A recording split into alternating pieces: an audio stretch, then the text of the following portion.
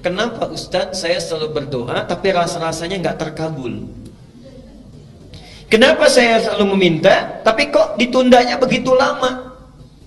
Mintanya sudah bertahun-tahun tertentu, memohonnya sudah lama, tapi sampai sekarang belum terkabulkan juga. Barangkali, mohon maaf, kita akan termasuk dalam golongan yang mungkin bukan sekedar ditunda dengan panjang, tapi boleh jadi termasuk yang ditolak doanya. Karena prinsip doa itu seharusnya terkabul, tapi ada orang-orang tertentu yang tatkala meminta, Allah tidak akan mengabulkannya sepanjang hidupnya, kalau dalam masih keadaan seperti itu. Siapa mereka? Bagaimana supaya kita menghindarinya? Dan hebatnya, mohon maaf, sekhusyuk-khusyuknya antum berdoa, meminta, bahkan setelah tahajud, kalau memiliki sifat ini, bahasa hadisnya sampai kapanpun gak akan pernah dijawab. Jadi nanti kita akan evaluasi kalau ada di antara kita saat ini yang sering kali berdoa meminta padahal sudah menangis, bangun sholat tiap malam, boleh jadi belum terkabul atau tidak terkabul karena punya sifat-sifat yang mungkin kita akan tampilkan. Baik. Ini bagian yang pertama. Sudah? Catat dulu dalilnya karena saya tidak cantumkan di sini. Ya, saya tidak cantumkan. Satu, dicatat dulu dalilnya supaya tidak lupa. Mau yang panjang, yang pendek? Yang pendek. Yang ada terjemahan yang Arabnya aja. Terjemahan baik. Al-Arba'in An-Nawawiyah. Al-Arba'in ya, cuma 42 hadis dan pendek, banyak terjemahannya. Al-Arba'in An-Nawawiyah nomor ke-10. Hadisnya nomor 10. Itu diambil dari hadis Muslim nomor hadis 1051. Jadi Imam An-Nawawi mengambil hadis di hadis Muslim nomor hadis 1051, ditempatkan di kitabnya Al-Arba'in posisi nomor 10. Sudah? Baik. Yang kedua, masih tadi Al-Baqarah 186, Quran surah 2 Al-Baqarah 186. Kemudian Al-Isra surah 17, Al-Isra surah 17 ayat 110, ayat 110. Kemudian Adz-Dzariyat, Adz-Dzariyat ini contohnya surah 51 ayat 55 sampai dengan 60 terakhirnya, 55 sampai dengan 60. Sudah? Baik. Nah, sekarang mari kita lihat dan kita evaluasi dan kemudian kita berhenti di titik ini.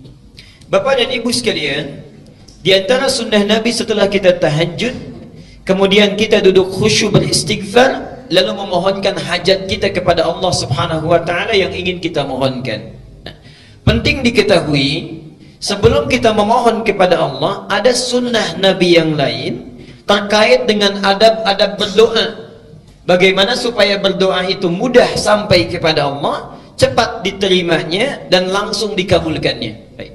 Bagian yang pertama, ini sunnah Nabi-nya. Hendaklah setiap orang yang berdoa mempersiapkan perangkat dirinya dengan halal dan baik. Saya ulang, hendaknya setiap orang yang akan berdoa mempersiapkan perangkat dirinya. Perangkat diri itu berarti pakaiannya ya. Kemudian apa yang dia kenakan, apa yang dia makan ya, apa yang ada di sekitarnya. Jadi sebelum berdoa pastikan dulu itu halal, pastikan baik ya. Jadi jangan sampai misalnya antum berdoa sudah menangis terseduh-seduh, disebut nama Allah Asmaul Husna, dipanjatkan di pertengahan malam, tapi pakaiannya haram, makanannya haram, yang dikenakannya haram, sajadahnya haram. Bagaimana bisa dijawab itu? Apa dalilnya? Hadis riwayat Muslim nomor hadis 1051 di Al-Arba'in nomor ke-10. Hadisnya dari Abu Hurairah. An Abi Hurairah radhiyallahu anhu qala. Hadis ini disampaikan dari Abu Hurairah, semoga Allah memberikan ridha kepadanya. Qala Rasulullah sallallahu alaihi wasallam, Rasulullah sallallahu alaihi wasallam pernah bersabda, "Innallaha thayyibun la yaqbalu illa thayyiban." Sungguh Allah itu maha baik, sifatnya baik, keadaannya baik. Karena Allah itu sifatnya baik, maka tidak akan pernah menerima apapun kecuali dari yang baik-baik. Jadi ingat, doa itu sangat suci, akan berlabuh di tempat yang suci. Allah yang maha suci tidak akan menerima doa itu yang berasal dari yang tidak suci. Jadi sebelum antum berdoa, sucikan dulu diri kita, sucikan perangkat kita, apa yang kita kenakan, apa yang kita gunakan.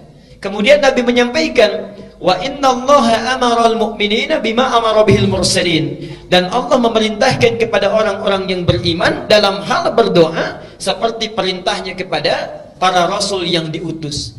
Kenapa doa disandingkan dengan iman? Ingin menunjukkan pesan bahwa satu, hanya orang yang punya keimanan yang kuat yang mau khusyuk berdoa kepada Allah. Artinya kalau antum dalam hidup tidak pernah berdoa, ada sesuatu yang salah dalam imannya. Dan yang terakhir, perhatikan, setelah membacakan 2 ayat Quran, ada yang menarik. Thumma dzakara rajula, kemudian mengisahkan tentang kisah seorang laki-laki yutilus safar, dia menempuh perjalanan yang panjang. Di antara syarat diijabah doa dengan cepat, orang yang dalam keadaan safar. Karena itu saya sangat mohon sebesar-besarnya, kalau ada orang yang sedang safar, awas beda ya, antara safar dengan zahab itu lain. Kalau zahab itu perjalanan kurang lebih di bawah 82 km, itu zahab. Jadi kalau Bapak Ibu menempuh perjalanan di bawah 82 km, 0 sampai 82, itu zahab namanya. Zahaba yadhhabu. Ana al-yawm adhhab ila Jami' al-Azhar. Saya hari ini akan pergi ke Masjid Al-Azhar. Dekat ya? Enggak sampai 80 kilo. Itu zahab. Tapi kalau lewat dari situ, apalagi panjang sekali, sudah zona waktunya berubah, itu disebut dengan safar. Safar. Orangnya disebut dengan musafir. Kalau orang sudah musafir, sudah safar, berlaku beberapa ketentuan hukum. Satu, boleh dia menjama', bahkan boleh dia qasar. Lihat An-Nisa misalnya di ayat 101, disebutkan di sana, wa idza darabtum fil ardi falaysa 'alaikum junahun an taqsuru minas shalah. Kalau Anda bepergian di muka bumi dengan jarak yang cukup jauh, tidak ada dosa kalau ingin mengqasar salat. Yang kedua, ini yang paling hebat, dan ini yang harus betul-betul kita renungkan dan praktekkan. Dalam keadaan safar itu, Allah akan cepat mendengar dan mengabulkan doa yang dipanjatkan. Jadi kalau Bapak Ibu sedang safar, daripada banyak membicarakan hal yang tidak perlu, lihat sana sini dikomentari, kadang-kadang menggosipkan orang lain, tinggalkan yang tidak penting. Kenapa tidak diisi dengan zikir dan doa? Barangkali cara Allah saking sayangnya kepada kita, orang lain doanya belum dikabulkan, ibu bapak dibuat safar supaya saat safar itu Allah mengabulkan doa yang belum terkabul itu. Jadi kalau ada yang ingin sedang umrah, berangkat umrah, atau perjalanan dari sini ke Jawa, ke Sumatera dan sebagainya, saat di pesawat, di kereta, di bis, ayo perbanyak doa.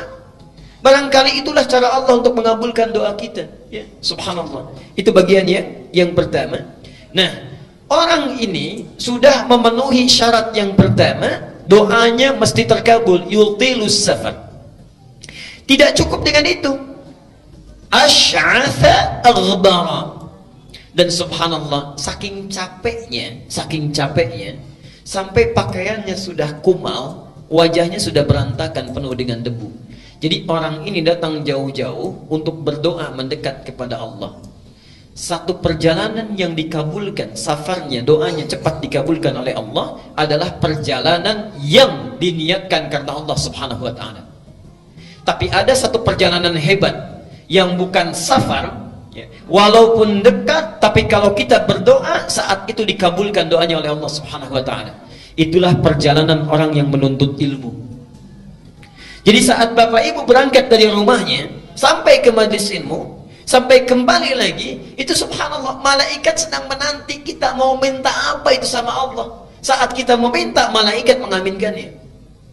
Hadisnya sahih di 3 hadis utama. Hadis Muslim nomor hadis 1389, At-Tirmidzi nomor hadis 2682, Ibnu Majah nomor hadis 219, hadisnya dari Abu Darda. Ini ada orang yang jalan kaki dari Madinah datang ke Syam, ke Syria, Damaskus, ya. Sekarang Syria, Palestina, Jordania, Syria disebut dengan Syam ya, dulu. Datang ke sana karena mendengar informasi ada sahabat Nabi Abu Darda, Umar nama aslinya ya. Darda itu laki-laki perempuan. Tuh, kita sudah keliru. Laki-laki perempuan. Laki-laki tuh sudah keliru kan?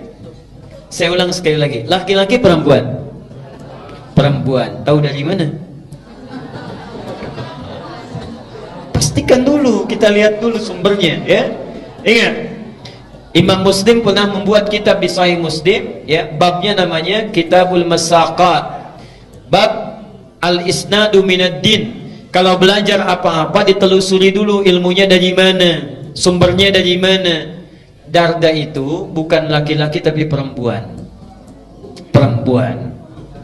Jadi sahabat Nabi ini asalnya orang yang sangat kaya, punya toko banyak, melimpah hartanya. Saat Nabi datang belum masuk Islam. Singkatnya satu kali, subhanallah, singkatnya beliau masuk Islam berubah menjadi zuhud ya. Segala hartanya disedekahkan, mendekat kepada Allah, subhanallah. Harta yang dia kumpulkan digunakan untuk kepentingan Allah dan Rasulnya. Dan yang paling hebat ada dua hal. Satu, punya teman karib yang selalu menunjukkan kepada kebaikan. Ini contoh bagi kita. Silahkan nanti lihat di Riyadhus Shalihin, itu ada pembahasannya. Teman karibnya Salman Al-Farisi. Ada bab, Imam An-Nawawi menempatkan hadis ini, menyampaikan bab 31 kalau tidak keliru. Salman berkunjung ke rumah Abu Darda. Saat itu Abu Darda sedang puasa. Ketika Salman disuguhi, kata Abu Darda, silahkan makan. Kata Salman, kenapa engkau tidak makan? Saya puasa. Saya tidak akan pernah makan sebelum engkau juga makan bersama saya. Ada banyak kisah yang bisa kita gali itu. Nah, Abu Darda ini kenapa disebut dengan Abu Darda? Karena Uwaimir ini punya putri perempuan yang sangat cantik, luar biasa, namanya Darda. Darda inilah ditaksir banyak orang, sampai saat itu ditaksir oleh gubernur Syams. Tidak perlu saya sebutkan orangnya. Ditaksir ingin dinikahi, maharnya besar luar biasa, tapi subhanallah ditolak oleh Abu Darda ini dengan kalimat yang sangat indah sekali. Saya sudah merawatnya puluhan tahun untuk dekat dengan Allah. Sekarang dia sudah baik. Saya tidak ingin titipkan pada keadaan seseorang yang kalau dia menjadi pasangan anak saya, bisa lupa dia dengan ketaatan yang telah saya bina itu. Anda bisa bayangkan, kalau bapak ibu misalnya punya anak perempuan, dilamar oleh orang kaya, punya kedudukan besar, segala bisa dikabulkan, diterima atau sulit untuk ditolak? Hah? Baik. Diterima atau sulit untuk ditolak? Dia Abu Darda menitipkan harapannya kepada Allah. Menitipkan harapannya kepada Allah. Dunia besok lusa berakhir. Lihat pikiran panjangnya. Jadi visi seorang mukmin itu mesti panjang. Antum ngitung-ngitung dunia, pernah nggak ngitung-ngitung akhirat? Saldo bank saya sekarang sekian, oh debitnya sekian, kreditnya sekian, saldo sekian. Pernah nggak ngitung saldo akhirat kita sekarang berapa? Ya Allah, debit saya sekarang, oh ini semalam nggak tahajud, berarti nggak dapat. Ya subuhnya kesiangan, berarti yang dapat pahala sekian. Dosanya sekian persen. Saldonya berapa? Orang cerdas itu, makanya disebut oleh Quran tuh ulul albab. Ulul albab itu yang bukan cuma ngitung-ngitung dunia, tapi pikirannya langsung tersambung ke alam akhirat. Visinya jauh. Visinya jauh. Abu Darda punya visi jauh. Sekarang kamu jadi gubernur, bagaimana kalau sudah menikah pimpinan berganti? Jauh visinya. Dititipkan kepada orang soleh, menikah dengan orang itu, lahirlah keturunan-keturunan yang soleh. Dan subhanallah, Bapak Ibu sekalian, Abu Darda hafal banyak hadis. Di antara hadisnya ada yang tidak diketahui oleh sahabat manapun. Orang ini datang dari Madinah, subhanallah, kota Nabi, berjalan kaki, Bu, bayangkan. Tadinya naik unta, kemudian dijual untuk bekal, jalan kaki. Jarak Madinah ke Syria sekarang kurang lebih sehari semalam kalau pakai bis. Kalau jalan kaki kira-kira berapa lama? Jangan dulu dijawab, sudah pernah atau belum? Okay. Dan jangan bayangkan situasinya seperti sekarang. Subhanallah. Datang jalan kaki, sampai di sana bertemu Abu Darda, terlihat seperti orang kecapean, kelelahan. dalam fisiknya, tapi wajahnya memancarkan senyuman. Orang ini, kata Abu Darda, ya akhil karim, a'indaka haja, saudaraku, Anda punya keperluan apa, katanya. Kata orang ini langsung singkat, padat, lugas, tegas, uridul hadis, saya pengen hadis. Saya dengar ada hadis yang pernah disampaikan oleh Anda, tidak dimiliki oleh sahabat yang lainnya. Uridul hadis. Saking bingungnya Abu Darda, jauh-jauh jalan kaki ke sini cuman pengen satu hadis. Kata Abu Darda ditanya, "A'indaka haja ukhra?" Apa Anda tidak punya kebutuhan yang lainnya? La, faqat uridul hadis. Tidak, saya cuman pengen hadis saja. Menjaga keikhlasannya, tidak melekatkan dengan motif yang lainnya. Uridul hadis. Subhanallah. Perhatikan, orang jalan kaki tidak ada fasilitas yang memadai untuk mendapatkan satu hadis saja ditempuh perjalanan.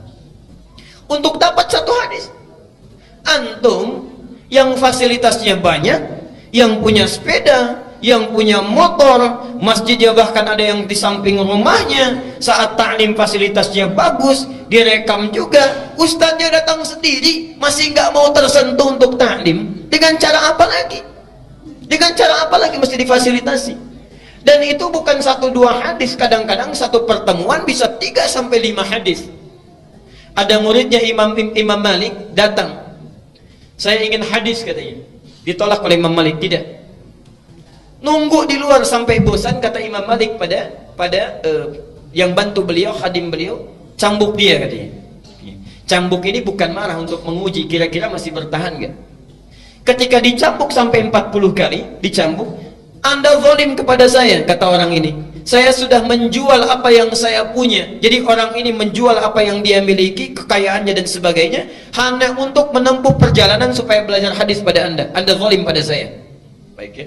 Kata Imam Malik, kalau begitu saya ingin balas kezaliman saya. Apa yang bisa saya lakukan? Berikan saya hadis sesuai dengan cambukan yang telah tadi diberikan. Jadi dicambuk 40 kali, minta 40 hadis. Begitu disampaikan 40 hadis oleh Imam Malik, kata orang ini, tolong cambuk saya lagi sebanyak-banyaknya, belum cukup hadisnya. Ada orang yang dicambuk sekedar untuk belajar.